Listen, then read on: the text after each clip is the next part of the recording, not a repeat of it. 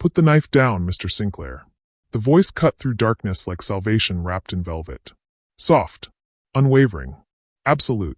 Your children need their father more than they need another tragedy staining these walls. Matthew's hand trembled against the blade's cold kiss, metal singing against marble in the cathedral silence of his ruined kitchen. The steel felt honest in his palm. The only truth left in a world built on beautiful lies that had crumbled like sugar castles in the rain. He hadn't heard Rosa enter. Hadn't heard anything beyond the hurricane screaming inside his skull for 3 endless days. The eviction notice lay scattered across imported Italian countertops like confetti from his own funeral. 48 hours. 2 sunrises. Then his children would learn what it meant to be homeless. They'll survive without me, Matthew whispered to the shadows that had become his only confidants. The money's gone. Their future's ashes. I can't even. His voice cracked like breaking glass. I can't even put food on their table. Then we find another table. Rosa Williams stepped closer, bare feet whispering against tile that cost more than most people's cars. The uniform Belinda had insisted upon hung loose on her frame, as if she'd been shrinking along with his world. In 3 years of cleaning his house, signing her paychecks, nodding politely at her quiet presence, he'd never really seen her. Not until this moment. Not until she stood between him and the abyss. You think those babies upstairs dream about marble and gold? Her accent carried hints of Jamaica's warmth, musical notes he'd never noticed before. They need their father breathing. They need him fighting, not making the most selfish choice a man can make. Matthew's grip loosened. A fraction. Enough to let doubt creep in through the cracks of his despair. Hey, my beautiful people. I hope your hearts are open to something powerful today, wherever you're watching from across this wide world. Drop a comment and tell me how this story is speaking to your soul so far, and don't forget to hit that subscribe button if you haven't already. Some stories don't just entertain. They transform. They show us who we really are when everything else gets stripped away. This is one of those stories, and I had to share it with you. Above them, children's laughter drifted down like music from another lifetime. Sophia and Lucas, 5 and 7 years old, their world still painted in primary colors and absolute trust. They believed Daddy could fix anything. Move mountains. Make monsters disappear. They had no idea their father had become the monster. Your wife stole your empire, Rosa said, extending her hand like an anchor in churning seas. Don't let her steal your soul too. Give me the knife, Mr. Sinclair. The children's joy echoed through rooms that had hosted senators and celebrities, where champagne had flowed like water and Belinda had smiled her photographer's smile, where she'd planned his destruction while kissing his cheek goodnight. Matthew's gaze fell to the photograph on the counter. Sophia's 5th birthday party, for months and a lifetime ago. Belinda radiant beside him, her manicured fingers possessive on his shoulder, while business associates raised crystal flutes to celebrate the Sinclair Empire's latest triumph. The same people who'd helped her tear it down. She didn't just take the company. The words bled from somewhere deep and wounded. She made me a fool. Let me believe in love while she plotted with David behind my back. The memory struck like lightning. The board meeting 2 weeks ago. Belinda walking in with David Rodriguez, his former best friend, the man who'd been his best man at their wedding. The choreographed betrayal. The practiced sympathy in voices that had spoken his name with respect just days before. 3 hours, Matthew breathed, the number etched in acid on his memory. 3 hours to vote me out of everything I built. 15 years of blood and dreams, erased in one afternoon. And you think dying proves something? Rosa's voice carried steel wrapped in silk. My grandmother built a life from nothing but calloused hands and stubborn hope. Then she lost it all to people who looked like your wife. But she didn't surrender. She planted new seeds in the ashes. Something flickered in Matthew's chest. Curiosity piercing despair like the first star in a black sky. Your grandmother? Give me the knife, Rosa repeated, stepping close enough that he could smell her simple soap, see the steady pulse at her throat. Your children are upstairs building castles from pillows and dreams. Let them keep building while we figure out how to keep them fed. Silence stretched between them like a bridge over an abyss. Matthew studied this woman who'd been invisible in his peripheral vision for years. The quiet strength in her shoulders. The unshakable calm in her dark eyes. The way she spoke of loss and rebuilding as if they were dance partners who'd waltzed together before. How did you know I was here? The question emerged from nowhere, surprising them both. Rosa's expression remained steady as stone. I know what desperation looks like, Mr. Sinclair. felt it clawing at my chest, watched it hollow out good people until only shells remained. Understanding passed between them without words. Two souls who'd walked through fire and somehow found each other in the smoke. Finally, Matthew placed the blade in her outstretched palm. The weight transferred like a burden he'd been carrying alone for too long. "I don't know how to start over," he confessed, the admission scraping his throat raw. "Don't know how to tell my children we're leaving the only home they've ever known." Rosa secured the knife in a drawer with movements deliberate as prayer. "You don't have to know yet. Just have to live through tonight." She moved toward the refrigerator, cataloging contents with the efficiency of someone who'd learned to make miracles from scraps. "Enough here for a feast. Children need to eat. So do fathers who've forgotten they're worth saving." She paused in her gathering, not looking back.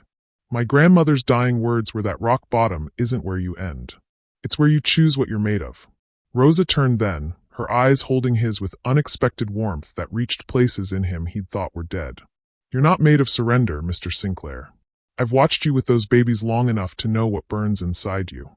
She disappeared toward the dining room, leaving Matthew alone with the echo of her words and a gradual understanding that this quiet woman, this invisible presence in his household, carried secrets that might save them all. The laughter from upstairs faded as his children settled into sleep, their dreams still painted in safety and certainty. They had no idea their world had shattered. No idea their father had almost chosen to leave them with only fragments and questions. 2 weeks ago, he'd commanded a hotel empire worth $87 million. A penthouse that graced magazine covers. A wife whose smile could stop traffic. A future that seemed carved from marble and gold. Now he stood in a kitchen that no longer belonged to him, contemplating the grace of a woman whose name he'd signed on paychecks without ever learning her story, whose presence he'd taken for granted until she became the only solid ground in his earthquake. Matthew pushed away from the counter, legs uncertain after days of barely moving. The eviction papers mocked him from the marble surface, but something had shifted in his chest. Not hope. He wasn't ready for hope. But the first whisper of possibility. Curiosity about the woman who'd stepped from the shadows of his life into its broken center. About the grandmother who'd taught her that rock bottom was a foundation, not a grave. About how someone could lose everything and still believe in tomorrow. He couldn't know that the moment Rosa Williams took the knife from his trembling hand was the moment his real life began. The first step in a journey that would strip away everything false and leave only what mattered. Love. Loyalty. The fierce determination to protect what precious things remained. The kitchen filled with the scent of something warm and nourishing that Rosa was creating from nothing. For the first time in weeks, Matthew moved toward the sound of life instead of away from it, drawn by the promise that morning might bring something besides despair. In the distance, a clock chimed midnight. A new day beginning in the ruins of the old. Dawn crept through floor-to-ceiling windows like a cautious lover, painting the penthouse in shades of amber and regret. Matthew emerged from his bedroom hollow-eyed, a ghost haunting rooms that no longer belonged to him. For days had passed since Rosa Williams had taken the blade from his hand. For days of drifting through the motions of living without feeling truly alive. The kitchen had transformed. Where once sterile perfection had reigned, something warmer had taken root. The clinical showcase where Belinda had orchestrated her charity brunches now hummed with actual life. Children's laughter bubbled over breakfast, syrup-sticky fingerprints decorating imported marble like modern art created by joy itself. Lucas and Sophia perched on bar stools that cost more than most cars, giggling over pancakes shaped like elephants and butterflies. Rosa moved between them with the fluid grace of a conductor orchestrating a symphony of morning chaos. She somehow managed to keep most of the syrup aimed towards small mouths, rather than letting it cascade over surfaces Belinda had once guarded like religious artifacts. "Good morning, Mr. Sinclair," Rosa said without turning, her voice carrying the musical warmth of island mornings. "Coffee's ready." Made it strong enough to wake the dead. Matthew paused in the doorway, struck by the scene's intimate domesticity. It felt alien after weeks of emotional nuclear winter, this simple rhythm of morning rituals and children's voices breathing life into rooms that had become elegant mausoleums. The scent of something real filled the air. Not the artificial perfection Belinda had maintained, but the lived-in warmth of a place where people actually existed instead of merely posing for invisible cameras. "How did you know it was me?" he asked, accepting the steaming mug she offered. The coffee was exactly right. Strong black, with a hint of cinnamon he'd never mentioned preferring. Your footsteps tell stories, she answered simply. You favor your left leg when you're tired. Old injury, I'd guess. Sports, maybe? He stared at her, unnerved by her perception. His college football injury was ancient history, a limp so subtle most people never noticed. But Rosa saw things others missed. Read the shadows between words. How could you possibly know that? Observation puts food on tables, Mr. Sinclair. Rosa wiped tiny fingers with practiced patience, her movements economical as a dancer's.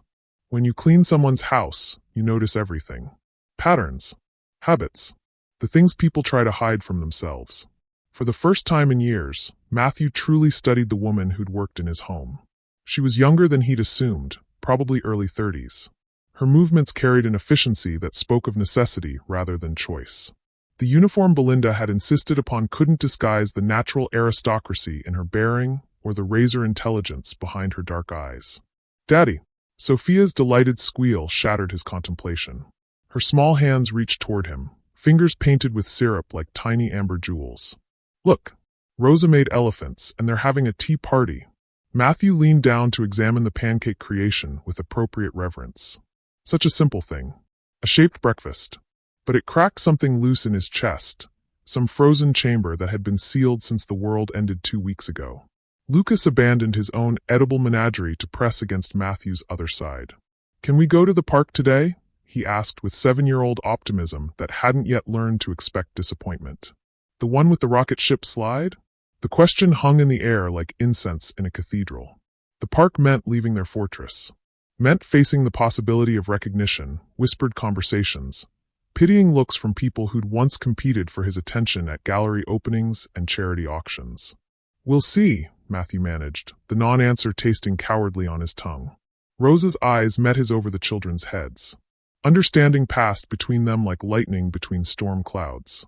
She'd been watching this family disintegrate for weeks, he realized. Witnessing his withdrawal, the children's confusion, the slow-motion collapse of everything they'd considered normal. Why are you still here?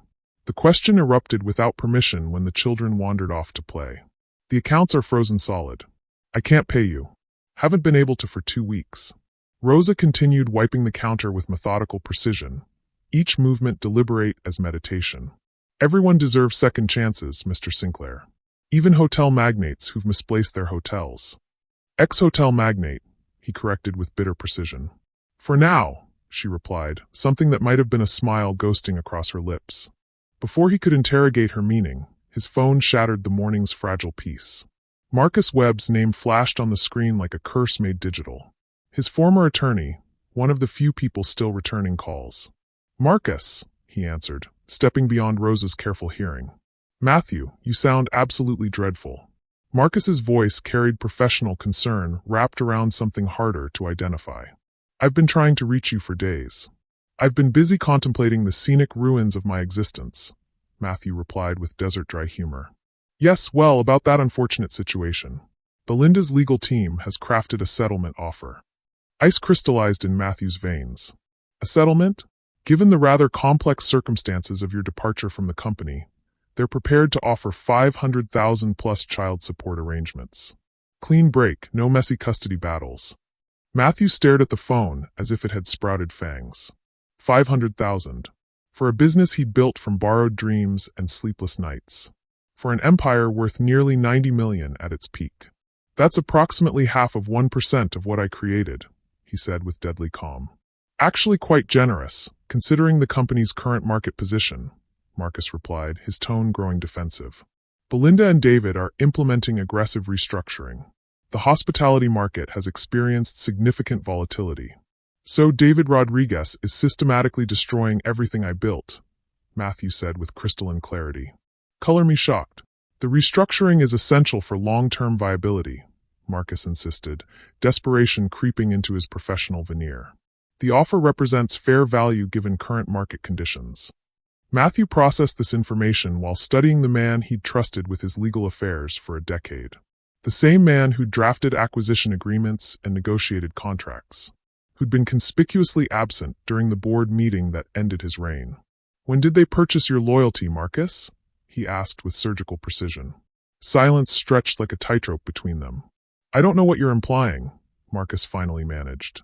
You spent last weekend in Miami. So did Belinda. So did David.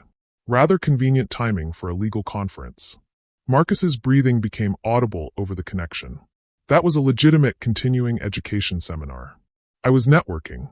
Were you networking when they demonstrated how they'd remove me? When they offered you a position in their new corporate structure? Matthew, you're clearly not thinking rationally, Marcus said, panic bleeding through his professional mask. The company was underperforming. Belinda had legitimate concerns about your leadership decisions. Get out of my life, Matthew said with quiet finality. Don't be hasty, Marcus pressed desperately. This offer won't remain available indefinitely. The board is being remarkably generous considering the circumstances. The circumstances being that my wife and my supposed friend orchestrated my corporate assassination while you provided legal cover. Matthew ended the call and found Rosa watching from the kitchen doorway, her expression unreadable as ancient stone. Bad news? She asked with gentle precision. The worst kind, he replied. The kind that confirms every paranoid suspicion about people you trusted with your life. Rosa stepped closer, her presence somehow steadying his tilting world. Money can be replaced, Mr. Sinclair.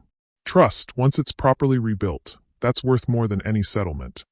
She moved past him toward the living room where children's voices created music from chaos. At the doorway, she paused without looking back. My daughter's father promised me galaxies when I was 19. Made me believe we'd build something lasting together in America. Then he vanished the morning I told him I was carrying his child. She turned slightly, her profile strong against the morning light streaming through windows that would soon belong to someone else. But that betrayal led me to Amara. Led me to you and these precious children. Sometimes betrayal is just God's way of clearing space for something better. As she disappeared to supervise the children, Matthew stood alone with the echo of her words and the growing understanding that this quiet woman had been carrying her own story of loss and resurrection.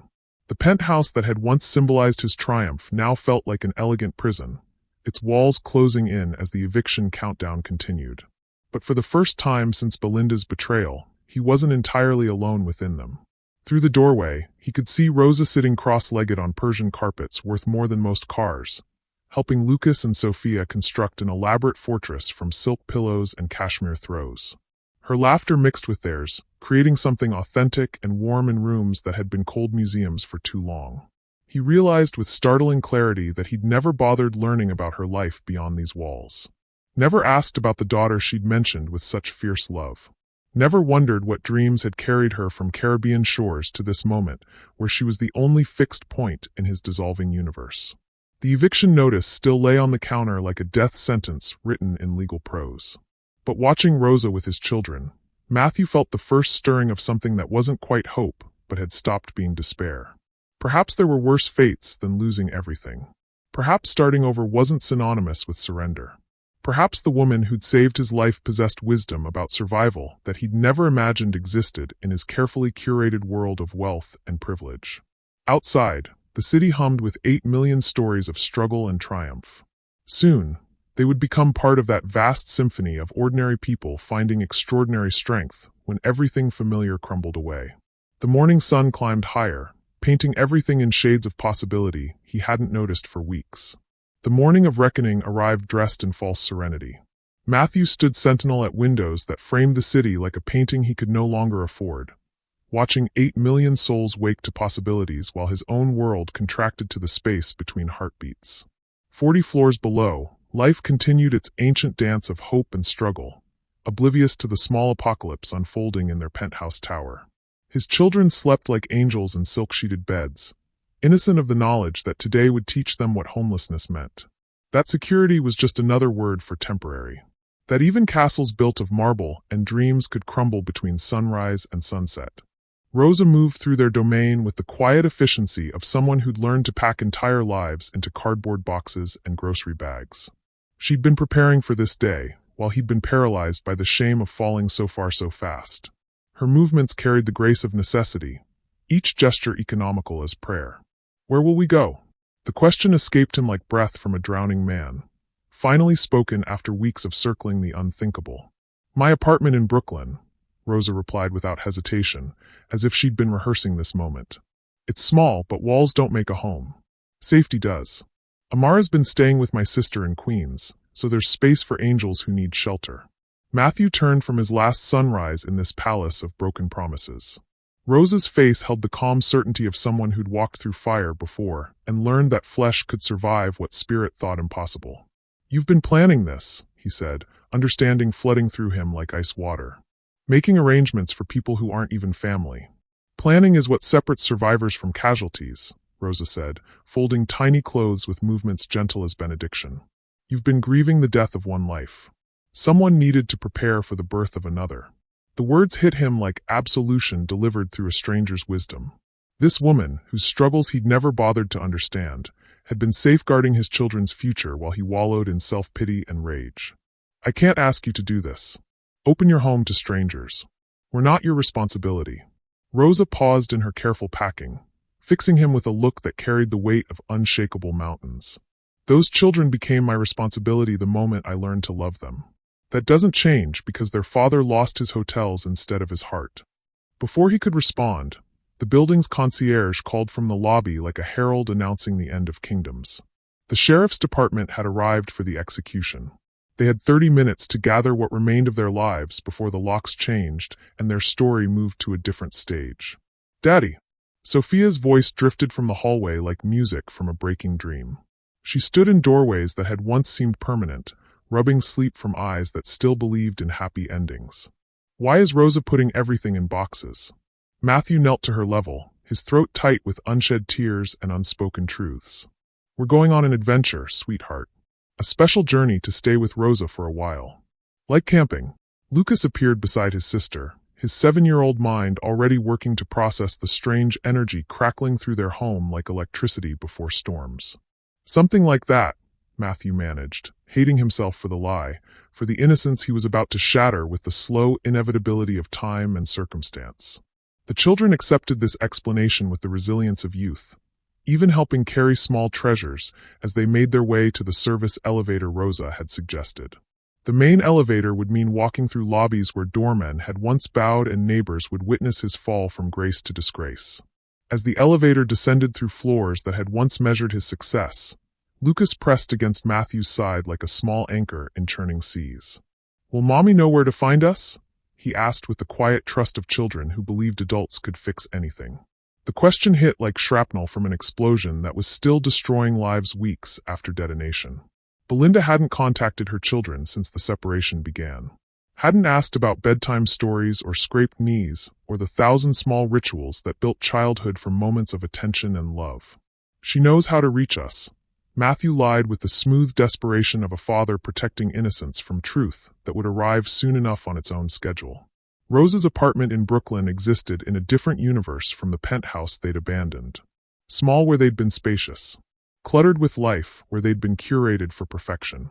Warm with the evidence of actual living rather than the temperature-controlled museum of wealth they'd called home.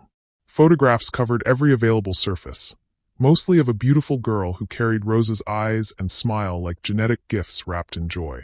The space felt lived in, loved in, fought in, dreamed in. Real in ways their penthouse had never managed despite its magazine cover perfection.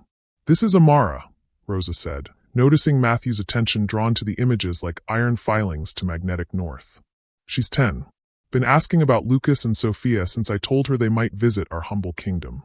The children exploded through rooms that could fit inside their former bedroom, delighted by the apartment's cozy intimacy. They discovered board games that showed where from actual playing, books in English and what Matthew assumed was Jamaican patois, and a small balcony that framed the neighborhood's tree-lined streets like a window into a different way of being human. For them, this was adventure. For him, it was the final confirmation of how completely he'd failed as protector and provider.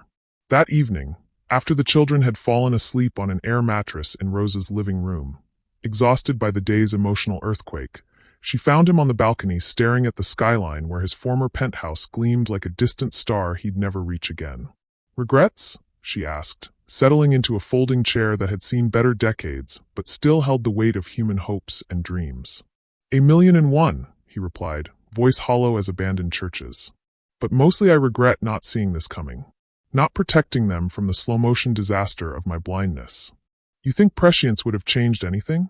Rosa asked with the gentle precision of someone who'd learned wisdom from necessity. You think you should have known your wife was planning to betray you? I should have known something. Should have paid attention to the signs instead of being so focused on building bigger when I should have been building stronger.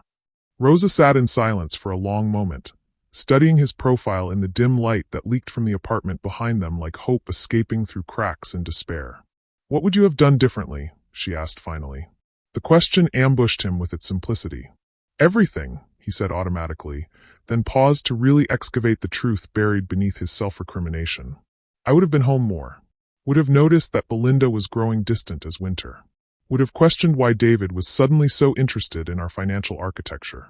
Would have, could have, should have, Rosa said with gentle authority. Those words don't change yesterday. They just prevent you from building tomorrow. Your children need you in the present tense, not lost in past conditionals. Her phone buzzed with the violence of emergency, shattering the evening's fragile peace.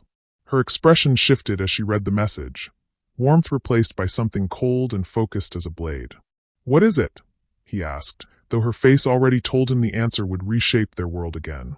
Rosa hesitated, then handed him her tablet with movements careful as handling explosives. Amara. She's at the hospital. Rosa was moving before she finished speaking, grabbing keys and purse with movements sharp as breaking glass.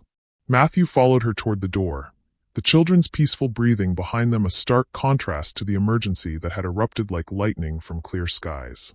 What happened? Car accident. She was walking home from school when a delivery truck ran the red light at Atlantic and Court. Her voice remained steady despite the terror flooding her eyes like darkness spreading across water. The hospital waiting room smelled of disinfectant and desperate prayers. Rosa sat rigid in a plastic chair that had witnessed 1,000 other families facing their own private apocalypses, her hands clasped so tightly her knuckles had gone white as bone. Matthew had insisted on coming, arranging for his elderly neighbor Mrs. Chun to watch Lucas and Sophia with the practiced efficiency of someone who'd learned that emergencies required swift decisions and borrowed trust. Ms. Williams. A doctor in scrubs approached them like a messenger from uncertain gods, his expression carefully neutral in the way medical professionals learn to deliver news that could either heal or destroy. I'm Dr. Martinez. Amara is stable, but she has a severe concussion and internal bleeding. We need to operate to repair the damage to her spleen. Rosa nodded, her voice steady despite the earthquake happening behind her ribs. What are the risks? The surgery itself is routine, but complications exist. The head injury is our bigger concern. We won't know the full extent until the swelling goes down and we can see what lies beneath. After the doctor left to prepare for surgery, Rosa finally allowed herself to break down. Silent tears streamed down her face as she stared at the floor between her feet like it held answers to questions she was afraid to ask. She's all I have, she whispered, the words torn from somewhere deeper than voice. Everything I've done, every choice I've made, every sacrifice I've offered, it's all been for her. Matthew reached for her hand, surprised by how naturally the gesture came, how right it felt to anchor her grief with his own steady presence. She's going to be okay. She's strong, like her mother who saves people from themselves. Rosa looked up at him, vulnerability raw in her expression like an open wound. I can't lose her, Mr. Sinclair. I can't survive that kind of emptiness. You won't have to, he said with conviction he didn't entirely feel but offered anyway, like faith borrowed against an uncertain future. And it's Matthew. After everything you've done for my family, I think we've moved past the geography of formality. Something shifted between them in that sterile waiting room, surrounded by the quiet desperation of other families facing their own crises and revelations. Rosa had spent weeks being his anchor, his children's protector, his guide through the labyrinth of loss and humiliation. Now it was his turn to be strong for her, to offer shelter when the storm was hers to weather. The surgery took 4 hours that felt like 4 years. When Dr. Martinez finally emerged, his smile told them everything they needed to know before his words could catch up to their racing hearts. The operation was successful. We were able to repair the internal bleeding, and her vital signs are strong as young trees. The head injury will require monitoring, but initial scans are encouraging as sunrise after long night. Rosa sagged with relief, years of tension flowing out of her in a single breath like air from a punctured balloon. When can I see her? She's being moved to recovery now. Give us another hour to get her settled like a princess in her proper bed, then you can visit. As they waited for visiting hours, Rosa told him about Amara. How she'd been born 3 weeks after Rosa arrived in New York, 20 years old and completely alone in a city that ate the unprepared for breakfast. How she'd worked 3 jobs to keep them housed and fed while putting herself through community college 1 credit at a time. How Amara was the smartest, funniest, most determined little person she'd ever had the privilege to know. She wants to be a doctor, Rosa said with quiet pride that made her voice glow like candlelight. Says she's going to help people like her mama does, but with real degrees and white coats instead of mops and good intentions. Matthew found himself seeing Rosa fully for the first time. Not as his employee, not as the woman who'd saved his life, but as a complete human being with her own dreams and fears and fierce love for her child that matched his own devotion to Lucas and Sophia.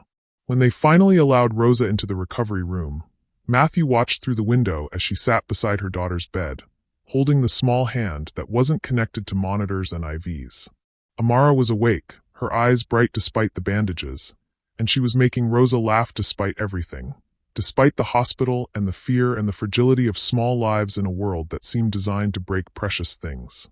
The sight of their connection, so strong and pure and unbreakable, made something crystallize in Matthew's mind. He'd lost his fortune, his reputation, his marriage. But watching Rosa with Amara, he understood what he'd never lost and what truly mattered in the mathematics of meaningful existence. His children. The chance to rebuild something better from the ashes of what had failed.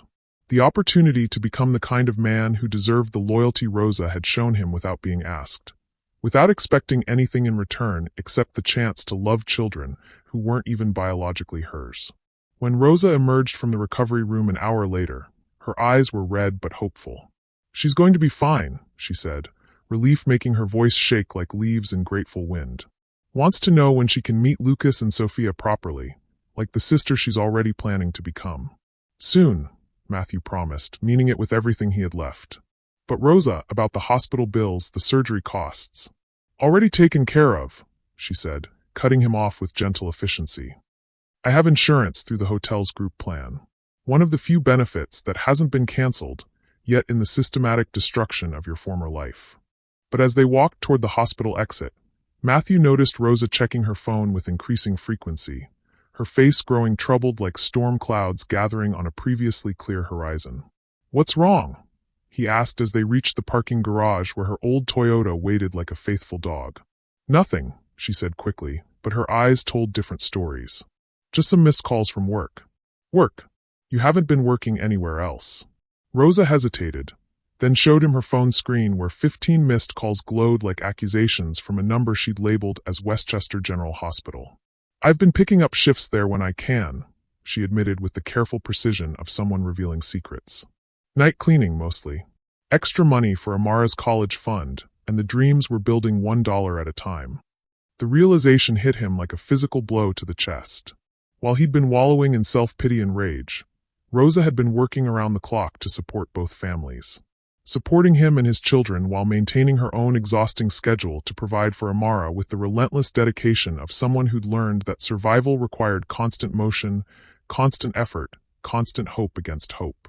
As they drove back to Brooklyn in Rosa's old Toyota that had seen better decades but still carried them faithfully through the city's arteries, Matthew stared out at the lights and made a decision that would change everything. He'd spent weeks being saved by this remarkable woman.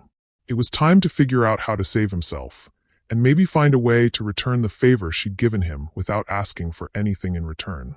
What he didn't know was that Rosa's phone contained more than just missed calls from her second job.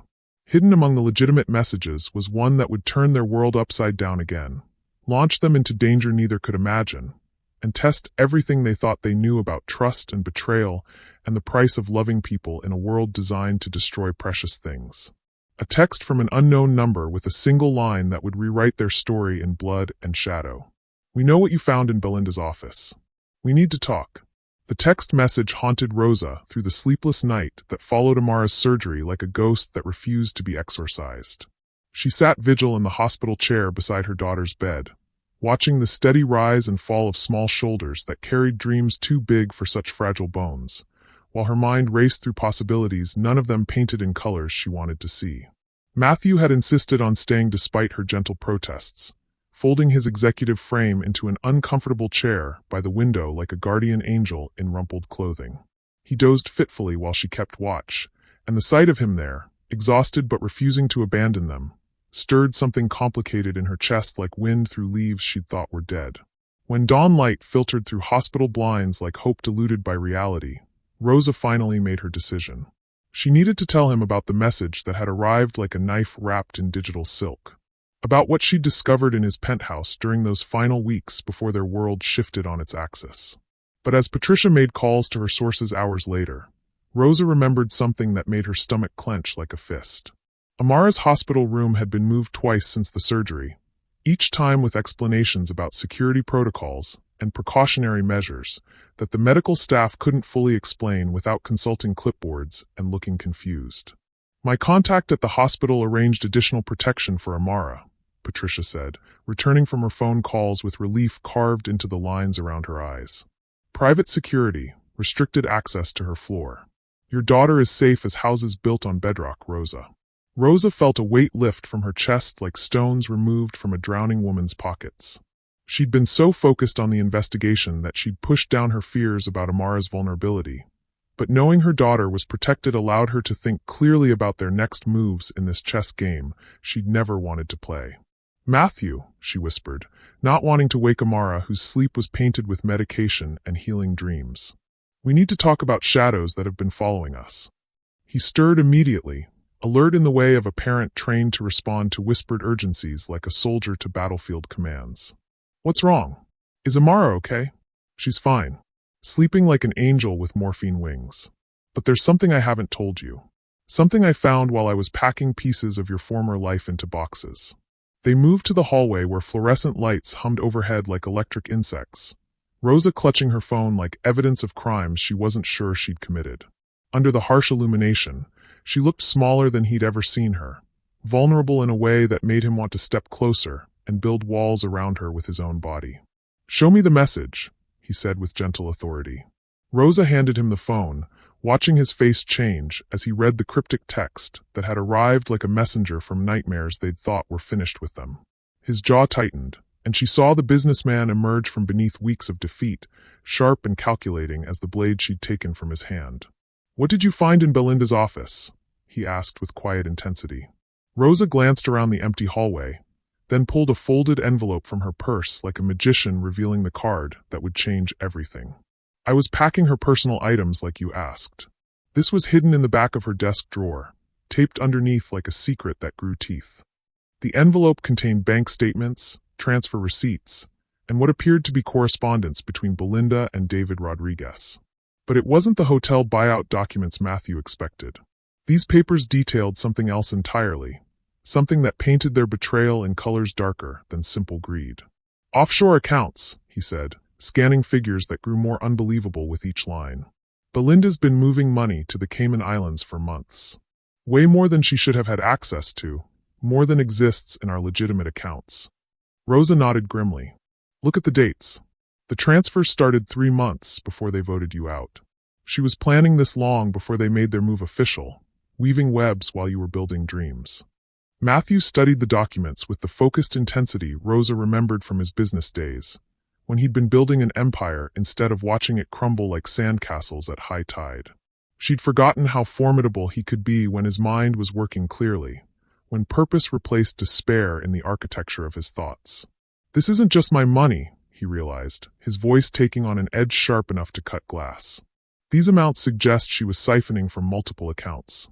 Client funds, maybe even some of the other investors who trusted us with their dreams. Which explains why someone else is interested in what I found, Rosa said, her voice carrying the weight of understanding. If she was stealing from more than just you, there could be other victims looking for answers in all the wrong places.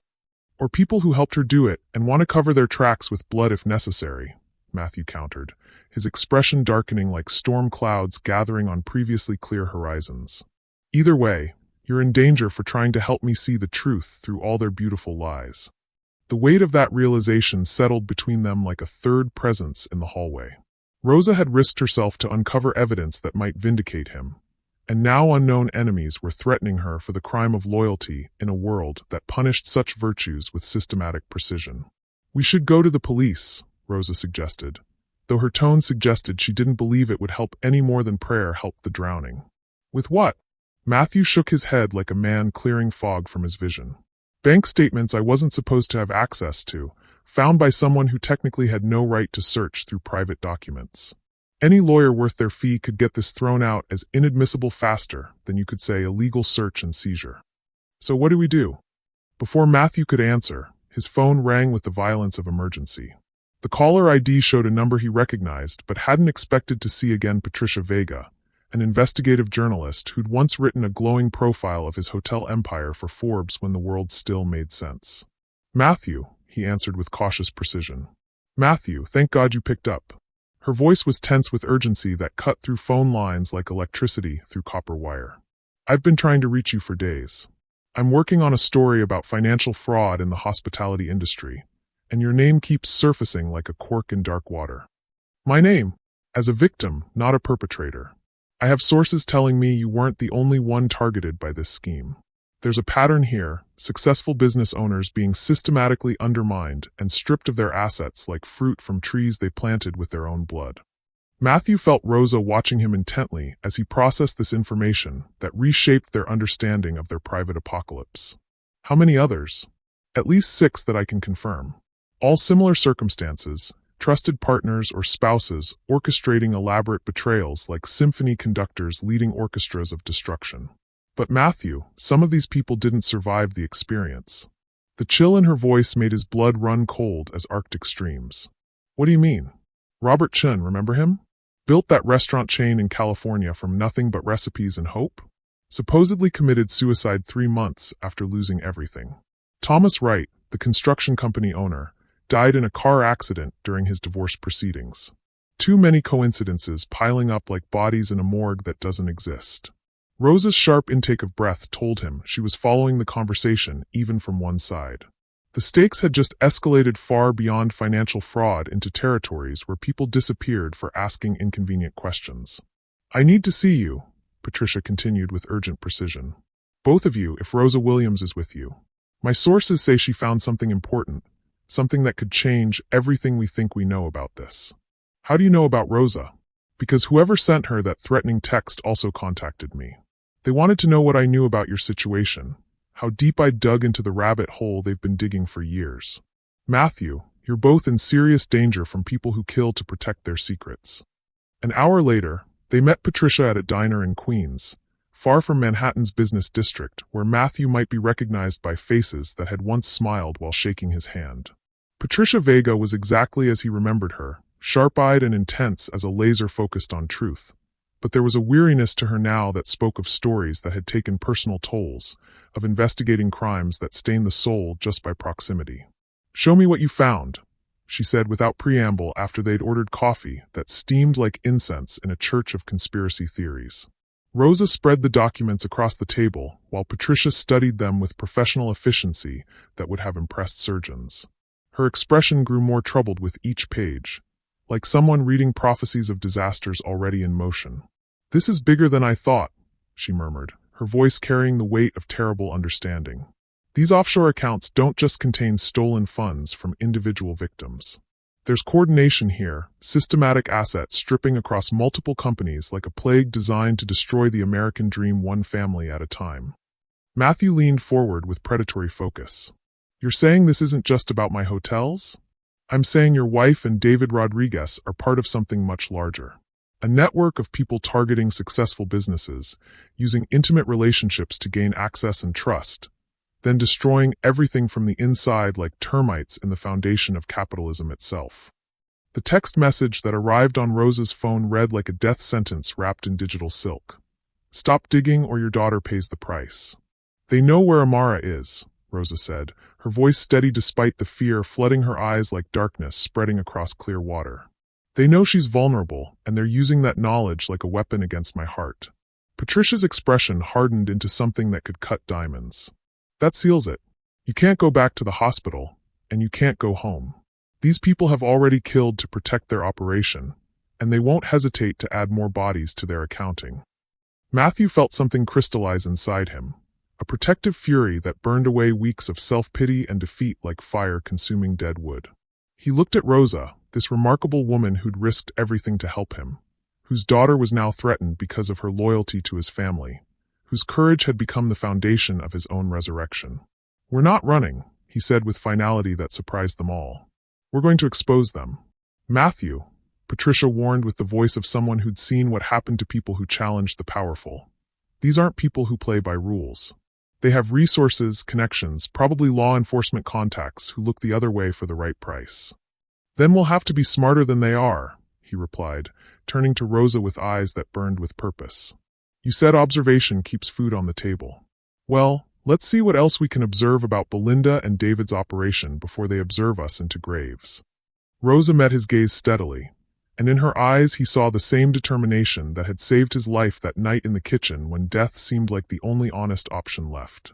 Whatever came next, they would face it together like soldiers who'd found each other in the ruins of their separate wars. Patricia pulled out a secure phone that looked like it could survive nuclear winter. "I have a safe house we can use. Completely off the grid. And I have contacts who specialize in this kind of investigation, people who operate outside normal channels where justice sometimes wears different faces." As they prepared to leave the diner, Rosa caught Matthew's arm with gentle urgency. "Your children," she said quietly, her voice carrying the weight of impossible choices. "If we do this, if we go after these people, Lucas and Sophia could be at risk too." The thought of his children in danger made his chest tighten with protective rage that threatened to consume rational thought. But the alternative, letting their mother's crimes go unpunished, living in fear, teaching them that justice was impossible, struck him as worse than any risk they might face in pursuit of truth. "They deserve to grow up in a world where the truth matters," he said with conviction that surprised him with its strength. "Where people who hurt others face consequences instead of collecting rewards for their cruelty." Rosa nodded slowly, understanding passing between them like electricity between storm clouds. "Then we make sure they get that world, no matter what it costs us." Outside the diner, as they prepared to disappear into Patricia's network of safe houses and underground allies, Matthew realized that somewhere in the past few days, his relationship with Rosa had fundamentally changed, like tectonic plates shifting beneath the Earth's surface. She was no longer his employee, no longer just the woman who'd saved his life. She was his partner in every sense that mattered, someone whose courage and intelligence matched his own, whose fierce love for her daughter mirrored his devotion to his children like reflections in parallel mirrors. The attraction had been building quietly, hidden beneath layers of employer-employee propriety and the chaos of their circumstances. But now, facing danger together, choosing to fight rather than flee, the connection between them had crystallized into something undeniable as gravity, irresistible as the tide. As Patricia's car pulled away from the curb, taking them toward an uncertain future painted in shades of danger and possibility, Matthew found Rosa's hand in the darkness of the back seat. She didn't pull away. Instead, her fingers intertwined with his, creating an anchor of warmth in the cold reality of what they were about to face. The war for his stolen empire was about to begin, but he was no longer fighting alone against the darkness. What neither of them realized was that in the building across from the diner, a telephoto lens had captured their entire meeting like a spider photographing flies. Photos of them with Patricia Vega were already being transmitted to secure servers where people in expensive suits made decisions about who lived and who disappeared, and within the hour, orders would be dispatched to eliminate all three of them before their investigation could progress any further into territories where truth became more dangerous than lies. The next phase of their ordeal would test not just their determination, but their trust in each other and their willingness to risk everything for the chance at justice and redemption in a world that seemed designed to punish such noble intentions with systematic precision. The safe house was a cramped apartment above a laundromat in the Bronx, the kind of place where people minded their own business and cash payments asked no inconvenient questions about names or histories. Patricia had arranged for Lucas and Sophia to stay with a trusted contact, a retired teacher named Margaret, who specialized in protecting children caught in dangerous crossfires not of their making. Matthew hated being separated from them like a parent bird forced from its nest, but Rosa had convinced him it was necessary with the gentle authority of someone who understood that love sometimes meant letting go. Until they understood the full scope of the threat circling them like sharks in dark water, the children needed to be as far from the investigation as possible. 18 hours had passed since they'd gone underground, and Rosa was losing her mind with worry about Amara like a mother slowly dying of thirst. The hospital staff had been instructed not to give out any information about her daughter to anyone, including her, without proper security protocols Patricia had arranged with the efficiency of someone who'd learned to navigate dangerous waters. "I need to see her," Rosa said for the 10th time, pacing the small living room like a caged lioness while Matthew worked through financial documents spread across the kitchen table like evidence of crimes that reached deeper than they'd imagined. "They can't keep me from my own child." "It's temporary," Patricia assured her from her position by the window, where she maintained watch on the street below with the vigilance of a soldier in hostile territory. "My contact at the hospital says Amara is recovering well. She's asking for you constantly, which the nurses take as a good sign about her cognitive function." Before Rosa could respond, Patricia's secure phone buzzed with an encrypted message that made her expression shift, like weather changing from clear to storm. Her expression shifted as she read it, alarm replacing the careful calm she'd maintained since bringing them to this fortress of anonymity. "What is it?" Matthew asked, looking up from papers that told stories of betrayal in numbers and dates. "My source at the NYPD just sent this. They found Robert Chen's suicide note. The original one, not the sanitized version that was released to the media like propaganda designed to hide truth." She handed them a photo of handwritten pages, the writing shaky but legible like last words carved in desperation. As Matthew read aloud, Rosa felt ice forming in her veins like winter arriving early and staying late. "They took everything. Not just the restaurants, but my children's college funds, my parents' retirement account, everything I'd worked 30 years to build from dreams and determination. Sarah planned it all. My wife, the mother of my children, conspired with people I trusted to destroy me systematically like architects of personal apocalypse. But it's bigger than personal betrayal. There's an organization, wealthy people who target successful immigrants and minorities, steal their businesses using intimate relationships like weapons of mass destruction. They call themselves the Heritage Group. They believe America's prosperity should belong to the right kind of people." Rosa sank into a chair, the implications crashing over her like waves that threatened to drag her under. Sarah Chun, David Rodriguez, Belinda. They're all working for the same organization, like actors in a play we never knew we were watching. "Keep reading," Patricia urged grimly, her voice carrying the weight of terrible knowledge. Matthew continued with Chen's final words, his voice growing harder with each revelation. "They recruit people close to their targets. Spouses, business partners, even employees. Promise them money and status in exchange for betrayal that destroys entire families. I found documents proving they've done this to dozens of families across the country. Always the same pattern. Intimate betrayal, legal manipulation, systematic destruction. And when victims get too close to exposing them, they arrange accidents. I won't give them the satisfaction. By the time anyone reads this, I'll already be gone." The silence that followed was broken only by the hum of laundromat machines below, a mechanical heartbeat in a building full of people hiding from different kinds of danger. Rosa stared at the pages, her mind reeling with a terrible new understanding that reshaped everything she thought she knew about her own life. "Employees," she whispered, the word falling from her lips like a stone into still water. "They recruit employees." Patricia's eyes narrowed with the focus of someone following a trail of breadcrumbs through a dark forest. "What are you thinking?" Rosa turned to Matthew, her face pale with dawning horror that painted her features in shades of terrible possibility. "When did Belinda hire me? When exactly did I start working for your family?" Matthew frowned, thinking back through years that felt like lifetimes measured in innocence lost. "Just over 3 years ago, maybe a little more. Right after we opened the Chicago location. Belinda said we needed more help with the children because business was expanding and success required sacrifice." Rosa's hands shook as she pulled out her phone, scrolling through old messages and documents like an archaeologist digging through ruins of her former understanding. The dates, the timing. It all lines up like stars in a constellation designed to spell out destruction. "What lines up?" Matthew demanded with growing urgency. "I wasn't just looking for work when I answered your job posting," Rosa said, her voice barely above a whisper that carried the weight of revelation. "I was desperate. My previous employer had fired me suddenly, claimed I'd been stealing. My references disappeared overnight like ghosts. I couldn't find work anywhere else, not until your posting appeared like salvation dressed in ordinary clothes." Patricia's eyes narrowed with the intensity of someone connecting dots that formed a picture too terrible to contemplate. "What happened to your previous employer?" "He lost his business 6 months later. Financial scandal, trusted employees embezzling funds like termites eating through foundation beams. His wife left him, took their children. Last I heard, he'd moved back to El Salvador with nothing but memories of what he'd built and lost. The pattern was becoming clear, and it was more insidious than any of them had imagined. Rosa wasn't just a witness to Matthew's destruction. She'd been positioned to observe it, possibly even facilitate it, like a sleeper agent in her own life. But I never helped them, Rosa said desperately, looking between Matthew and Patricia with eyes that pleaded for belief in her innocence. I never gave them information or helped with their plans. I tried to protect you and the children like they were my own. I know, Matthew said quietly, but there was something in his voice that made Rosa's heart clench like a fist around broken glass. The question isn't what you did. The question is what they expected you to do.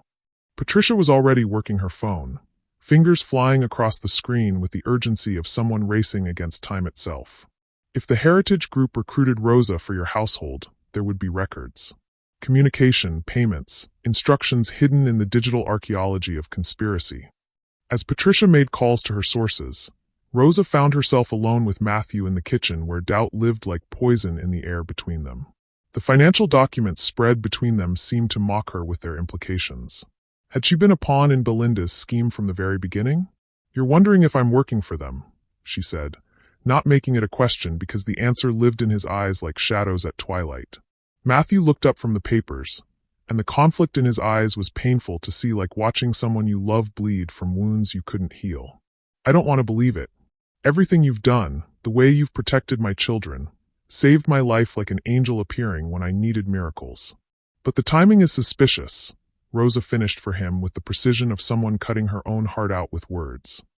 The perfect placement, the access to your family, the opportunity to observe and report like a spy in the house of love.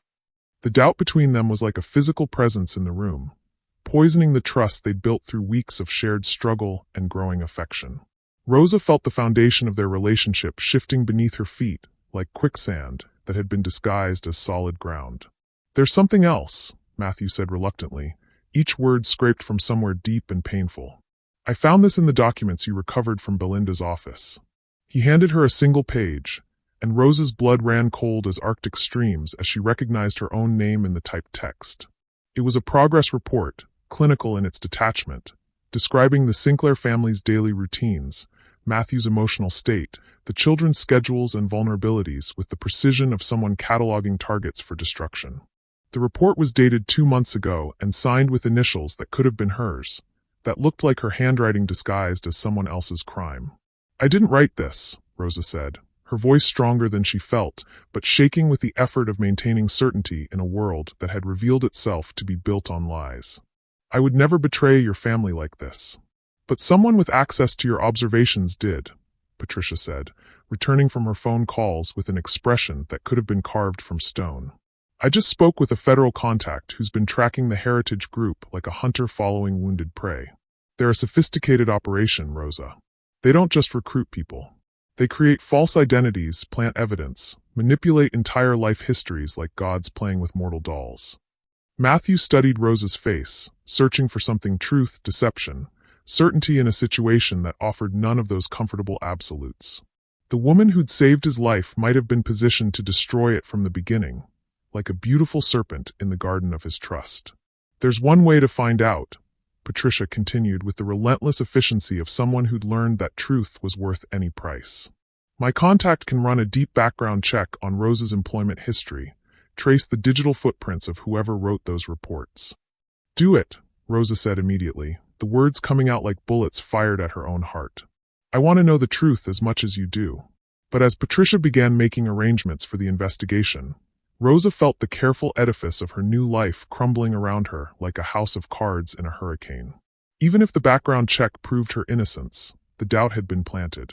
The trust between her and Matthew might never fully recover from this poisoning. Hours passed in tense silence that felt like death by 1,000 small cuts. The three of them confined to the small apartment while Patricia's contacts worked to unravel Rosa's true history like archaeologists digging through ruins. Matthew tried to focus on analyzing the financial documents, but his attention kept drifting to the woman sitting across from him like a mystery he'd thought he'd solved. Rosa stared out the window at the bustling street below, her face a mask of controlled emotion that couldn't quite hide the pain beneath her composure. But he could see the knowledge that their relationship had been irreparably altered by the possibility of betrayal, like a crack in a perfect vase that would forever change its beauty. When Patricia's phone finally rang, they all froze like deer hearing the hunter's footstep. The conversation was brief, conducted in code words that meant nothing to Matthew and Rosa, but seemed to convey volumes to the journalist whose face grew more troubled with each exchange. "Well?" Rosa asked when Patricia hung up, her voice steady as stone despite the earthquake happening in her chest. Patricia's expression was unreadable as ancient hieroglyphs. The background check revealed some interesting things. "Rosa Williams, you don't exist." The words hit like a physical blow that stole breath and left only emptiness. Rosa's face drained of color as Patricia continued with the relentless precision of someone delivering a death sentence. "The social security number you've been using belongs to a woman who died in Jamaica 15 years ago. Your employment history, your immigration records, even your lease agreements, they're all sophisticated forgeries designed to pass basic verification systems, but not deep federal investigation that knows how to look beneath surface lies." "But Amara," Rosa whispered, the name of her daughter falling from her lips like a prayer to gods who might not be listening. "My daughter is real, and she is your biological child. But Rosa Williams, the identity you've been living under, is completely fabricated like a costume you've been wearing so long you forgot it wasn't your skin." Matthew stared at the woman he'd thought he knew, the woman he'd been falling in love with despite all reason and caution, and realized he had no idea who she really was beneath the beautiful lies that had shaped their entire relationship. "My federal contact thinks there might be another explanation," Patricia said carefully, like someone handling explosives that could detonate at the wrong word. "Intelligence agencies sometimes create false identities for assets in deep cover. People who've been placed to observe criminal organizations from the inside. These identities are designed to be believable enough for employment background checks, but sophisticated enough to withstand deeper scrutiny when necessary." "You think I'm an undercover agent?" Rosa asked with bitter irony that could have cut diamonds. "Working for whom? What alphabet soup agency decided to ruin my life for the greater good? That's what we're trying to figure out. But Rosa, whoever created your identity, they invested serious resources. This isn't amateur work done in someone's basement. This is professional-grade deception that required planning and funding." The revelation shattered everything they'd believed about Rosa's role in their lives like a mirror thrown against stone. If her very identity was false, what else had been a lie? Was her protection of his family genuine, or was it all part of a longer, more elaborate deception designed to destroy him from the inside while making him grateful for the privilege? In the growing darkness of the safe house, surrounded by evidence of a conspiracy that reached deeper than any of them had imagined, Matthew and Rosa found themselves staring at each other across a chasm of doubt that might prove impossible to bridge with anything as fragile as love or trust. The woman who'd saved his life was a stranger. The trust that had sustained them through their darkest hours was built on foundations that might have been lies from the very beginning, beautiful lies that felt more real than any truth they'd ever known. And somewhere in the city, the people who'd orchestrated these elaborate deceptions were moving to eliminate them before the truth could emerge, leaving Matthew to wonder if he'd been saved by an angel or delivered into the hands of his most sophisticated enemy. The game was more complex than they'd realized, and they were players on a board whose rules they'd never been taught to understand. The call came at 3 a.m. like death arriving early for an appointment. Patricia's secure phone buzzed with an emergency alert that shattered the tense silence of the safe house like glass breaking in a cathedral. Rosa jolted awake from the couch where she'd been pretending to sleep, while Matthew emerged from the bedroom instantly alert like a soldier trained to respond to danger summons. "It's Margaret," Patricia said, her face pale as moonlight in the blue glow of the screen. "The children are gone." The words hit Matthew like bullets fired directly into his chest. He grabbed the phone, reading the brief message himself with hands that trembled like leaves in a killing wind. Margaret's apartment had been invaded by professionals who moved like ghosts and left only emptiness behind. No signs of struggle, no violence, just 3 empty beds and a note left on the kitchen table like an epitaph for innocence lost. "We have Lucas and Sophia. If you want to see them breathing again, Rosa Williams will come alone to the address we're sending. No police, no backup, no journalists. She has 2 hours before we grow impatient with waiting." Rosa was already reaching for her jacket before the words fully registered. "I'm going." "Absolutely not," Matthew said with steel in his voice. "This is exactly what they want. They're using my children as bait to get to you. Which is why I have to go, Rosa replied simply. They're innocent in this, Matthew. Whatever the Heritage Group wants from me, Lucas and Sophia don't deserve to pay the price. But doubt was creeping into their relationship like poison seeping through cracks in stone. Patricia's investigation into Rosa's background had yielded more questions than answers, and the implications were becoming impossible to ignore. Patricia stepped between them, her expression grim. Fighting each other won't help Lucas and Sophia. We need to think strategically. The journalist had been working her contacts all night, trying to trace the source of Rosa's false identity. The investigation had yielded fragments of information, none of them reassuring. Someone with significant resources had invested years in creating Rosa Williams, building a perfect cover identity that would place her inside Matthew's household. But the deeper they dug, the more questions emerged. If Rosa was a Heritage Group asset, why had she actively worked against their plans? Why save Matthew's life? Why risk everything to expose Belinda's crimes? My federal contact thinks there might be another explanation, Patricia said carefully. Intelligence agencies sometimes create false identities for assets in deep cover. People who've been placed to observe criminal organizations from the inside. You think I'm an undercover agent? Rosa asked with bitter irony. Working for whom? That's what we're trying to figure out. But Rosa, whoever created your identity, they invested serious resources. This isn't amateur work. A second message arrived on Patricia's phone. An address in Queens and a countdown timer. 1 hour 47 minutes and 22 seconds. I'm going, Rosa said again, this time with finality. Whatever I am, whoever I really am, I care about those children. That's the only truth that matters right now. Then we all go, Matthew decided. Together. The address led them to an abandoned warehouse in an industrial section of Queens. Patricia's car idled across the street while they studied the building through binoculars. No visible security, no signs of life, just empty windows staring back at them like dead eyes. It's a trap, Patricia said unnecessarily. Of course it is, Rosa replied. But they have Lucas and Sophia. What choice do we have? As they prepared to approach the building, Rosa's phone buzzed with a call from an unknown number. She answered on speaker, steeling herself for whatever ultimatum awaited. Rosa, a familiar voice said, and she felt the ground shift beneath her feet. Mama.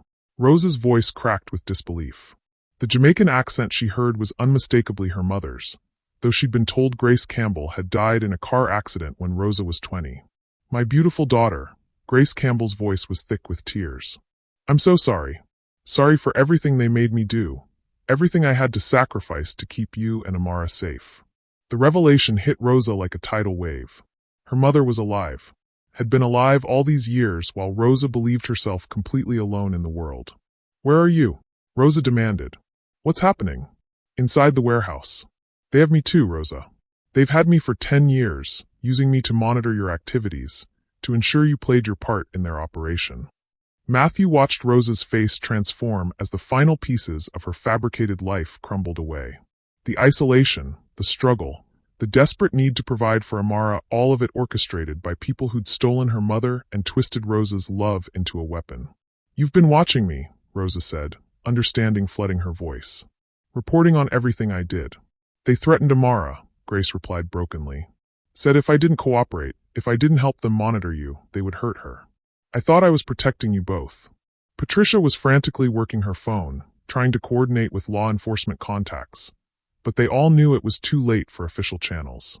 The Heritage Group had moved into the endgame, bringing all their assets together for a final confrontation. There's something else, Grace continued. Something you need to know about who you really are. Mama, Rosa said desperately. Just tell me what they want. They want you to remember, Grace replied. Remember what you witnessed 15 years ago, before we had to disappear. Before they gave you a new identity and made you forget. The words triggered something deep in Rosa's mind, fragments of memory that had been buried beneath years of carefully constructed fiction. Images flashed through her consciousness, a younger version of herself, watching through a window as men in expensive suits met with her father. Documents being exchanged. Her father's face, terrified and desperate as he signed papers that would destroy other families. Her father hadn't been a victim of the Heritage Group. He'd been a member. I remember, Rosa whispered, tears streaming down her face. Papa worked for them, helped them target immigrant families, steal their businesses. And you were supposed to follow in his footsteps, Grace confirmed. But you refused, threatened to expose them. So they decided to use you differently, place you inside target families as an unwitting observer. Matthew stared at Rosa as the full scope of the deception became clear. She wasn't just a fabricated employee or an undercover agent. She was the daughter of a Heritage Group operative, placed in his home not to betray him, but because her own act of rebellion had made her useful in ways she'd never understood. The warehouse doors opened and figures emerged. Lucas and Sophia appeared in the entrance, flanked by men in dark suits.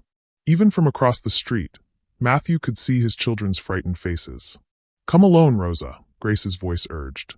"It's the only way to keep them safe." But Rosa was looking at Matthew, seeing the doubt and pain in his eyes as he processed the truth about her family's connection to his destruction. Every moment they'd shared, every gesture of care, every declaration of growing feelings, how much of it had been real, and how much had been the unconscious performance of someone raised by criminals. "Find another way in," she told Patricia. "Give me 10 minutes, then come in loud. Make them think they're surrounded." When they separated, Rosa's eyes were bright with unshed tears. As Rosa walked across the empty street toward the warehouse, Matthew felt his heart breaking. The woman he'd fallen in love with was walking into almost certain death to save his children, carrying the weight of a fabricated identity and the burden of her father's sins. Inside the warehouse, the Heritage Group was preparing to eliminate all the loose ends that threatened their operation. Rosa Williams, the daughter who'd refused to follow the family business. Matthew Sinclair, the target who'd proven too resilient to destroy quietly. The children who'd witnessed too much and would eventually ask too many questions. But as Rosa stepped through the warehouse doors, something else was happening. Patricia's federal contacts were finally moving, surrounding the building with teams that had been tracking the Heritage Group for years. The confrontation that had been building since Matthew first lost his empire was about to explode into violence that would leave some dead and others broken, testing the bonds between people who'd found love in the ruins of their destroyed lives. Rosa disappeared into the darkness of the warehouse, and Matthew realized that for the second time since their journey began, he might lose everything that mattered to him in a single night. The difference was that this time, he wouldn't let it happen without a fight. The warehouse interior reeked of motor oil and decay, but Rosa moved through the shadows with purpose that cut through her fear like light slicing darkness. She'd kissed Matthew goodbye knowing it might be the last time, but that kiss had carried something more powerful than desperation. It had carried certainty. For the first time since learning her entire identity was fabricated, Rosa knew exactly who she was. She wasn't Rosa Williams, the carefully constructed persona designed to infiltrate and observe. She wasn't her father's daughter, doomed to repeat his betrayals.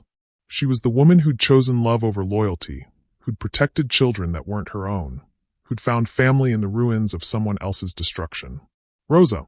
Grace Campbell emerged from behind a stack of shipping containers, her face etched with 15 years of regret and fear.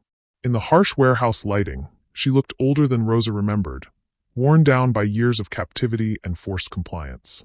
"Mama." The word came out broken, carrying decades of grief and abandonment. "They told me you were dead."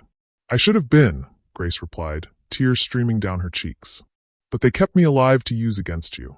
Every report I filed, every update on your activities, it was to keep you and Amara safe. They said if I didn't cooperate. Where are the children?" Grace gestured toward a raised platform at the center of the warehouse where Lucas and Sophia stood flanked by armed guards. Even from a distance, Rosa could see their frightened faces, could hear Sophia's muffled sobs. "Vincent Harrington wants to see you first," Grace said quietly. "He's been waiting a long time for this moment." As if summoned by his name, figures emerged from the warehouse's darker recesses. Vincent Harrington stepped into the light, impeccably dressed despite the industrial setting, his silver hair perfectly styled and his expression carrying the cold satisfaction of a predator who'd finally cornered his prey. Behind him walked a woman Rosa recognized with shock that hit her like ice water in her veins. Belinda Sinclair looked nothing like the pampered society wife who'd manipulated bank accounts and coordinated financial fraud. This version of Belinda was harder, more calculating, her designer clothes replaced by tactical gear and her soft features sharpened by years of deception. "Surprised to see me?" Belinda asked with bitter amusement. "You always were observant, Rosa. Too observant for your own good." "You've been working with them all along," Rosa said, the pieces finally clicking into place. The divorce, the custody battle, even targeting Matthew's company. It was all coordinated. Everything I did was to secure our children's future, Belinda snapped. Matthew was weak, content with small success when we could have had everything. The Heritage Group offered real power, real wealth. Built on destroying other families, Rosa countered, her voice carrying disgust. Stealing from people who worked for what they had. But it was Harrington who provided the revelation that made Rosa's blood run cold. She's just like her father, he said with casual cruelty. Righteous until the very end. Tell me, Rosa, do you remember Marcus Webb? The name hit her like a physical blow. Images flashed through her consciousness. A man with kind eyes and calloused hands who'd taught her to ride a bicycle, who'd made her laugh during the darkest moments of her childhood in Jamaica. Marcus Webb was your father's real name, Harrington continued with clinical precision. Not whatever identity we gave him when he started working for us. He was one of our best operatives until he developed a conscience. Rather inconvenient, really. Rosa felt the world shifting beneath her feet. The man she'd called Papa, the man whose memory she'd cherished despite his crimes, hadn't even been real. Another fabricated identity, another layer of lies built on lies. You're lying, she whispered, but even as she said it, she knew it was true. Marcus Webb specialized in infiltrating immigrant communities, identifying successful businesses that could be acquired through strategic pressure. He was remarkably good at earning trust, becoming part of families before systematically destroying them. Grace Campbell's face crumpled with shame. Rosa, I tried to stop him. When I found out what he was really doing, I begged him to quit. But they threatened you, threatened to hurt you if he didn't continue. And when he finally refused, Harrington said, when he decided his daughter's moral development was more important than our operational needs, we eliminated him. Made it look like a heart attack. Quite clean, really. The revelation that her father had been murdered for trying to protect her hit Rosa like a tsunami of grief and rage. Everything she'd believed about her family, her identity, her purpose in life. All of it built on a foundation of lies and manipulation. But through the emotional devastation, Rosa heard something else. Footsteps moving through the warehouse shadows. The subtle sounds of professional infiltration that her trained ear could detect even through her anguish. Patricia's federal contacts were in position. What do you want from me? Rosa asked, buying time while backup moved into position around the warehouse perimeter. What we've always wanted, Harrington replied. Your complete cooperation. You see, Rosa, you possess something we need. Memories that could destroy our entire operation if they ever surfaced. I don't remember anything that could hurt you. Oh, but you do. Harrington gestured to one of his associates, who withdrew a small device that looked like a modified tablet. 15 years ago, you witnessed a meeting between your father and several Heritage Group executives. Documents were exchanged, names were mentioned, operational details were discussed. We thought we'd successfully buried those memories when we created your new identity, but recent events suggest they're beginning to surface. Rosa's head began to pound as buried memories fought to surface. Fragments of conversation, faces she'd forgotten, details that had been suppressed for years. All of it struggling to break through the psychological barriers that had been constructed around her consciousness. The Jamaican operation, she whispered, understanding flooding through her. Papa was documenting everything. Recording meetings, copying files. Very good, Harrington said with approval. And where are those recordings now? I don't know. But your mother does. Harrington's smile turned predatory as he gestured toward Grace Campbell. Tell her, Grace. Tell your daughter what you've been hiding all these years. Grace's face went white with terror. Rosa, I'm so sorry. I never wanted any of this to touch you. Mama, what is he talking about? Your father gave me something before he died, Grace whispered. A storage device containing evidence of every Heritage Group operation he'd been part of. Names, dates, financial records, everything. And you've had it all this time? Hidden where even I couldn't access it without triggering safeguards Marcus put in place. He said if anything happened to him, if they ever came after our family, the evidence would automatically be released to federal authorities. Harrington's expression darkened. Those safeguards were disabled years ago when we captured you, Grace. The storage device is now just another piece of evidence we need to eliminate. Along with everyone who knows about it, Belinda added with cold finality. The standoff stretched taut as armed Heritage Group operatives moved into position around the warehouse floor. Rosa counted at least 8 visible threats, with more likely hidden in the shadows. Lucas and Sophia remained on the platform, guarded but apparently unharmed. But Rosa had been trained by the same man who'd taught Marcus Webb his skills, and she could hear what the Heritage Group couldn't. The subtle sounds of federal agents moving through air vents, positioning themselves for a coordinated assault. "There's something you should know," Rosa said, her voice carrying new strength. "About the evidence you're so worried about." "What about it?" "It's already been released." The lie came smoothly, but it had the desired effect. Uncertainty flickered across several faces as Heritage Group operatives exchanged uncertain glances. "Impossible," Harrington said, but doubt was creeping into his voice. "We've monitored every communication, every contact." "You monitored Rosa Williams," she interrupted. "But you never knew about the safeguards Marcus Webb put in place.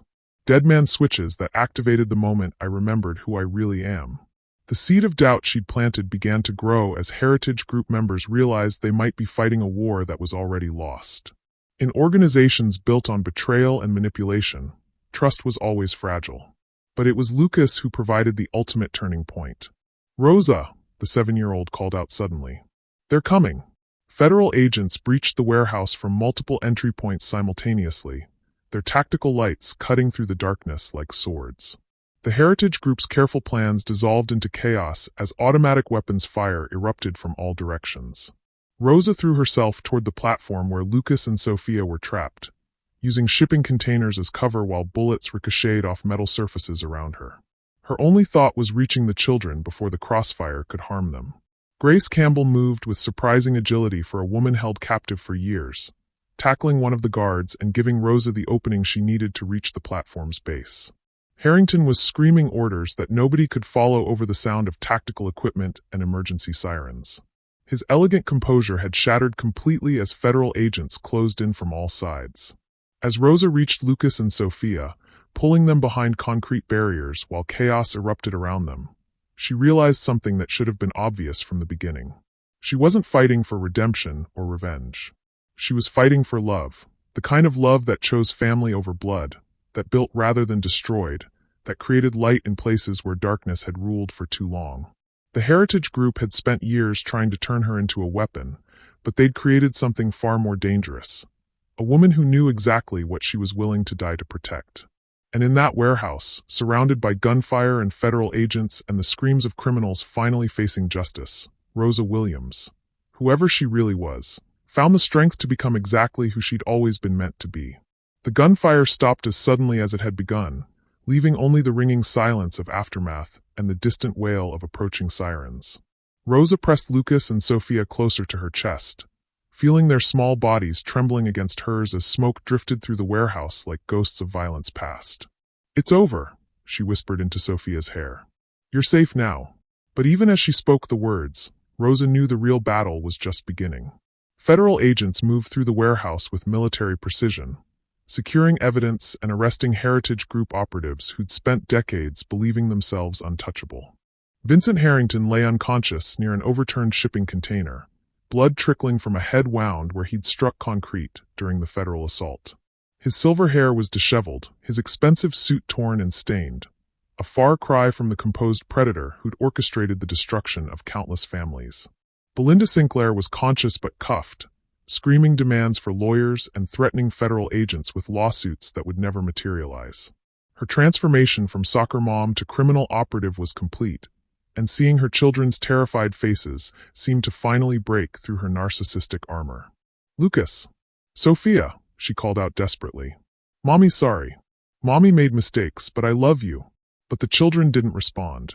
Lucas buried his face deeper against Rosa's shoulder, while Sophia's small hand gripped Rosa's jacket with the fierce determination of someone who'd found safety and refused to let go. Grace Campbell emerged from behind a stack of metal drums, supported by 2 federal agents but otherwise unharmed. The reunion Rosa had dreamed of for 10 years was finally happening in the most unlikely of circumstances. "My daughter," Grace whispered, her voice thick with tears as she reached out to touch Rosa's face. "My beautiful, brave daughter." "Mama," Rosa replied, the word carrying decades of grief and hope. "I thought I'd lost you forever." "You almost did. But Marcus, your father, he made me promise something before they killed him. He made me swear that if anything ever happened to him, I would find a way to protect you, no matter the cost." Federal agent Sarah Martinez approached them carefully, her weapon holstered, but her expression still alert for threats. "Ms. Williams, we're going to need you to come with us for debriefing. There are a lot of questions about your involvement with the Heritage Group." "She's not going anywhere without legal representation."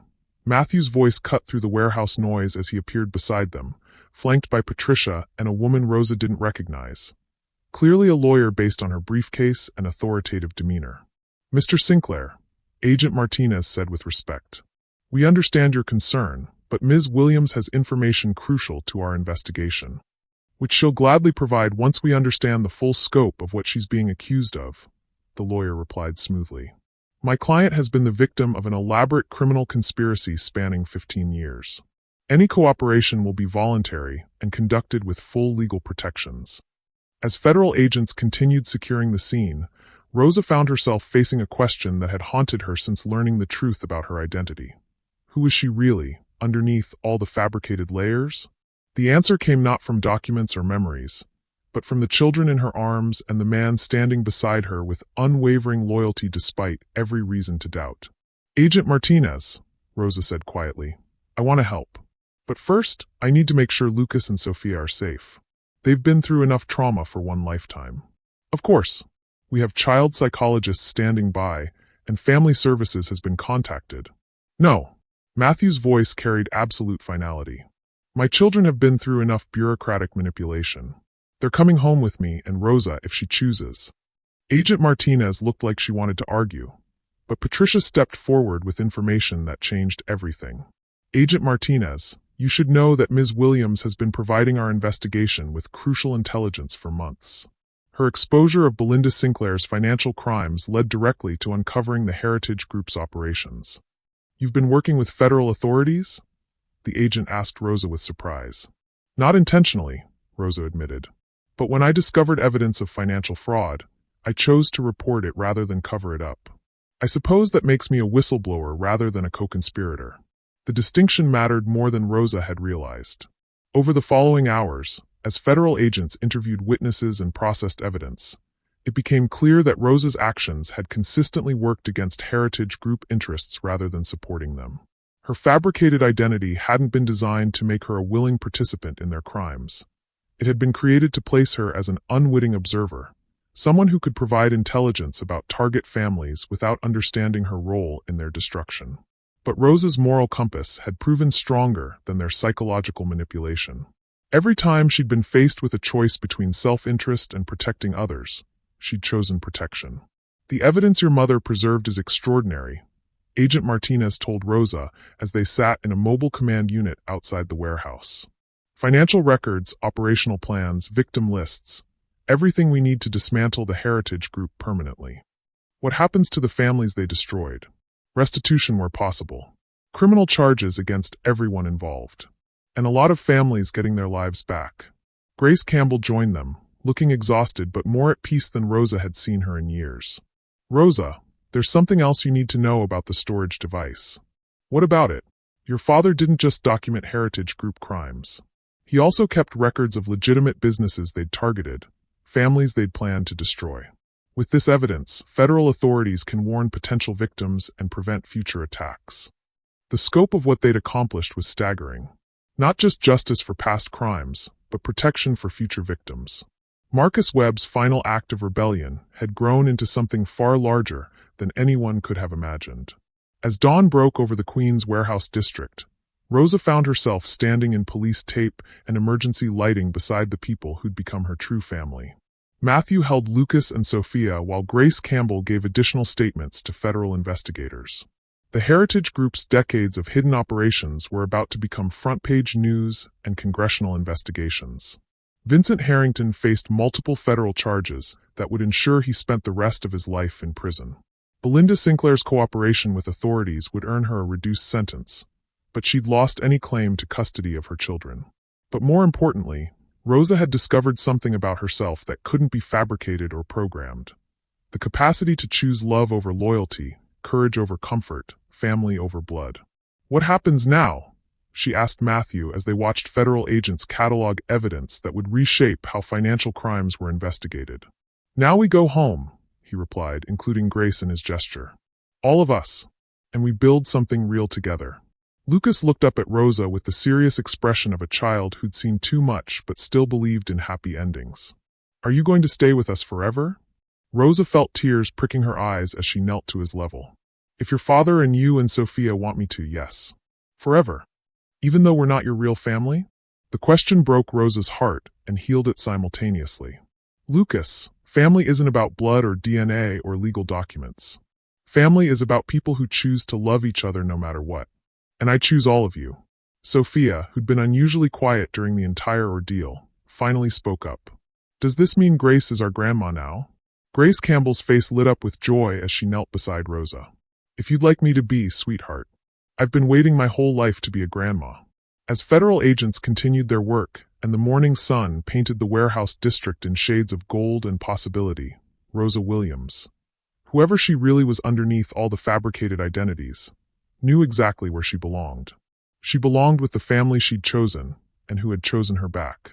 She belonged in a future built on truth rather than lies, on love rather than manipulation, on hope rather than fear. For the first time in her life, Rosa was exactly who she was meant to be.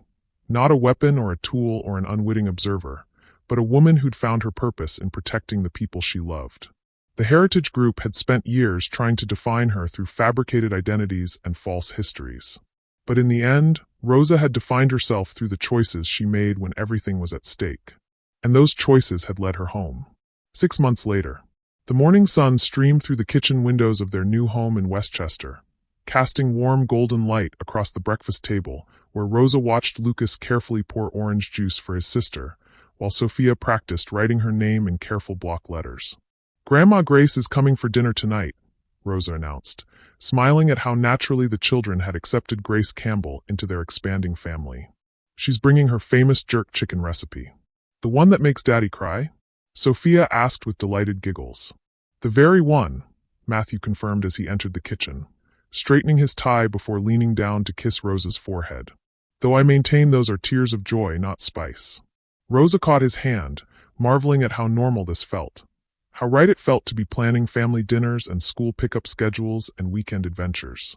After years of fabricated identities and elaborate deceptions, the simple truth of domestic happiness felt like the greatest miracle of all. The past 6 months had transformed all their lives in ways none of them could have imagined. The Heritage Group trials had dominated national news for weeks, with Vincent Harrington receiving multiple life sentences for racketeering, conspiracy, and the murder of Marcus Webb. The evidence Grace had preserved for 15 years had not only secured justice for past victims, but had led to the recovery of over $200 million in stolen assets. Matthew's company had been cleared of all wrongdoing once the full scope of the Heritage Group's manipulation came to light. More than that, the federal investigation had revealed that Sinclair Industries' original business model was not only legitimate, but innovative enough to attract investment from firms that operated with actual integrity. Patricia called this morning, Matthew said as he poured coffee. The documentary about the Heritage Group won 3 Emmy nominations. She wants to take us all to dinner to celebrate. Are we going to be on TV again? Lucas asked with the excited concern of a child who was still processing his family's brief fame. Only if you want to be, Rosa assured him. Patricia promised that any future interviews would be completely voluntary. No more surprise reporters or photographers. The media attention had been overwhelming initially, but Patricia's documentary had helped control the narrative, focusing on the systemic nature of financial crimes rather than sensationalizing individual trauma. More importantly, it had led to congressional hearings about regulatory gaps that allowed organizations like the Heritage Group to operate undetected for decades. Rosa's phone buzzed with a text from Dr. Sarah Chun, the therapist who'd been helping all of them process the psychological aftermath of their ordeal. Family therapy had been Matthew's idea, but Rosa had embraced it wholeheartedly once she realized how much healing they all needed to do. Looking forward to our session Thursday. Lucas's progress with trust exercises has been remarkable. See you then, Dr. Chun. Dr. Chun says you're doing great with the trust exercises, Rosa told Lucas, who beamed with pride. I told her that I trust you and Daddy and Grandma Grace and Sophia, he replied seriously. And Margaret and Patricia and Agent Martinez and Dr. Chun and Mrs. Rodriguez from school and... That's a lot of people, Sophia observed with 6-year-old wisdom.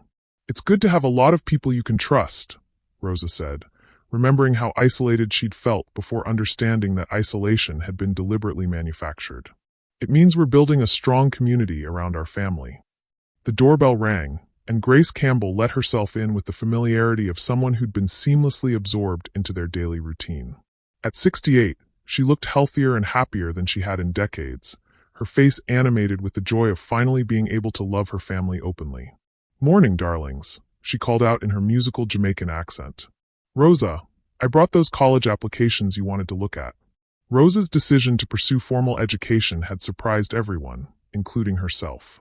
But after months of therapy and self-reflection, she'd realized that her fabricated identity had prevented her from exploring her own interests and capabilities. At 35, she was finally free to discover what she wanted to become. Criminal justice or social work? Matthew asked, glancing at the university brochures Grace spread across the counter. Both, maybe. I want to help other families who've been targeted by organizations like the Heritage Group. Prevent what happened to us from happening to anyone else. You're already doing that, Grace pointed out. The victim advocacy work with Agent Martinez has helped dozens of families. It was true. Rosa had become an unofficial consultant to the FBI's Financial Crimes Unit, helping them understand how psychological manipulation was used to isolate and control victims. Her insights had led to new protocols for investigating cases where entire family systems had been systematically undermined. "Mrs. Rosa," Lucas said suddenly, using the formal address he'd insisted on since learning she wasn't legally his stepmother yet. "When are you and Daddy getting married?" The question caught both adults off guard, though they'd been discussing it privately for weeks. Matthew had proposed 3 months ago, but they'd agreed to wait until the children felt completely secure in their new family structure. "When do you think we should get married?" Rosa asked, turning the question back to him. Lucas considered this with the seriousness of a child making an important decision. "After Sophia's birthday party next month. That way all our friends can come to both celebrations." "That sounds perfect," Matthew said, reaching for Rosa's hand. "What do you think?" Rosa looked around the kitchen at this family she'd never expected to find.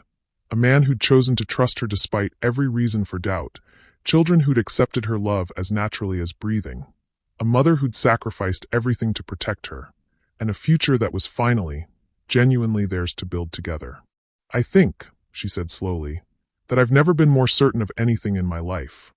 Sophia clapped her hands in delight while Lucas immediately began planning the guest list for both celebrations. Grace wiped away tears of joy, and Matthew kissed Rosa's temple with the tenderness of someone who understood how miraculous it was to find real love after surviving elaborate lies. As the children finished breakfast and prepared for school, Rosa reflected on the journey that had brought them to this moment. The Heritage Group had spent years trying to turn her into a weapon against innocent families, but they'd inadvertently created something far more powerful. A woman who understood the true value of chosen family, honest love, and hard-won trust. Marcus Webb, the man she'd called father, had died trying to protect her from the criminal world he'd been trapped in. His sacrifice had given her the chance to build something better, something real, something that honored his memory by choosing construction over destruction. "Ready for another day of normal life?" Matthew asked as they gathered backpacks and lunchboxes. "I don't think I'll ever take normal for granted again," Rosa replied, watching Lucas help Sophia tie her shoes with patient big brother care. And as they walked together toward the car, Rosa realized she'd finally discovered her true identity. Not Rosa Williams, the fabricated persona, not the daughter of Marcus Webb, the criminal operative, but simply Rosa, a woman who'd found her family, her purpose, and her home in the most unlikely of circumstances. The Heritage Group had tried to define her through manipulation and lies. But in the end, Rosa had defined herself through love, courage, and the radical choice to build rather than destroy. That was a victory no criminal organization could ever take away. Hello, my friends. I hope this story touched your heart the way it touched mine while writing it. Rosa's journey from manipulation to freedom, from isolation to family, shows us that our true identity isn't determined by our past or the lies others tell about us.